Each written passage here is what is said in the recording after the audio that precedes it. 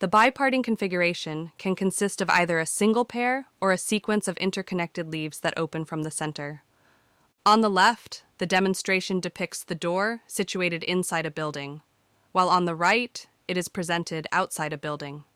A third example showcases the door on the exterior of a narrow building with the assistance of an outrigger. The blue markers highlight the locations of motor and push-button stations, featuring two mushroom head buttons, one marked Open and the other Close. You have the flexibility to halt the door at any point by releasing your hand from the push button. In the event of a power failure, the door can be manually operated.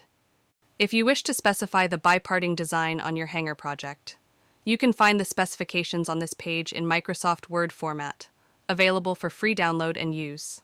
Thank you for your attention. Aerodor has been managing the design, manufacturing, installation, and servicing of these doors since 1978, all under a single family of ownership.